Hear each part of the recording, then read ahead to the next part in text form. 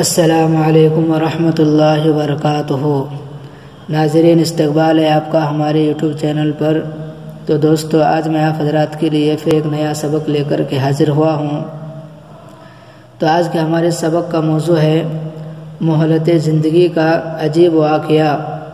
مہلت زندگی کو سمجھنے کے لیے ایک واقعہ کتابوں میں لکھا ہے کہ ایک بادشاہ کا باغ تھا، اور اس باغ کے کئی حصے تھے، اور ہر حصے میں پھل لگے ہوئے تھے۔ چنانچہ بادشاہ نے ایک آدمی کو بھیجا کہ اس باغ سے پھل توڑ کر لاؤ، کوشش کرنا کہ تم اچھے پھل توڑ کر لانا، میں تم سے خوش ہوں گا اور تمہیں انعام دوں گا، لیکن میری ایک شرط ہے کہ جس حصے سے ایک دفعہ گزر جاؤ گے اس میں تمہیں دوبارہ واپس آنے کی اجازت نہیں ہوگی۔ چنانچہ اس آدمی نے ٹوکری ہاتھ میں لی اور باغ میں داخل ہوا۔ اس نے دیکھا کہ پہلے حصے میں بہت اچھے پھل لگے ہوئے تھے۔ دل میں آیا کہ یہاں سے پھل توڑ لوں، پھر سوچا کہ اگلے حصے میں دیکھ لیتا ہوں۔ جب اگلے حصے میں داخل ہوا تو دیکھا کہ وہاں بہت اچھے پھل لگے ہوئے ہیں۔ دل میں خیال آیا کہ یہاں سے پھل توڑ لوں، پھر سوچا کہ اگلے حصے میں سے جا کر توڑ لوں گا، ہو سکتا ہے کہ وہاں اور بہتر ہو۔ جب وہاں جا کر دیکھا تو اور بہتر پھل لگے ہوئے تھے۔ دل میں خیال آیا کہ یہاں سے پھل توڑ لوں، پھر سوچنے لگا کہ نہیں، میں اپنی ٹوکری میں سب سے بہترین پھل لے کر جاؤں گا، اس لیے اگلے حصے میں دیکھتا ہوں۔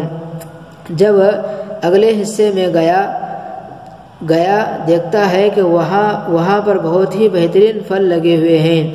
دل میں خیال آیا کہ یہاں سے پھل توڑ لوں، پھر سوچا اگلے حصے سے توڑ لوں گا۔ جب آخری حصے میں داخل ہوا تو دیکھا کہ اس حصے کے درختوں پر پھل نہیں لگے ہوئے تھے۔ وہاں رونے کھڑا ہو گیا کہ کاش مجھے پتا ہوتا تو میں پہلے حصوں میں سے پھل توڑ لیتا، آج میری ٹوکری خالی تو نہ ہوتی۔ اے انسان، تیری زندگی کی مثال ایسے ہی ہے، تیرا ہر دن تیرے لیے باغ کا حصہ ہے، تو اس میں پھلوں کو توڑ سکتا ہے، یعنی نیکی کما سکتا ہے، لیکن انسان یہی سوچتا ہے کہ میں آج نہیں کل نیکی کر لوں گا، اور یہی آج کل کرتے کرتے بالآخر انسان کو موت آ جاتی ہے، پھر اسے اتنی مہلت بھی نہیں ملتی کہ اپنے گھر والوں کو وصیت کرے۔ اذا جاء اجلهم فلا يستأخرون ساعة ولا يستقدمون۔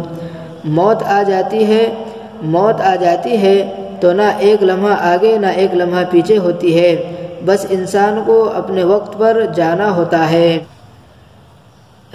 اگر پانی کا پیالہ ہاتھ میں ہو تو اتنی بھی توفیق نہیں ہوتی کہ وہ پانی کا پیالہ پی لے، حتیٰ کہ آدھا سانس اندر ہوتا ہے، آدھا باہر آتا ہے، اور وہیں اس کی روح کو قبض کر لیا جاتا ہے۔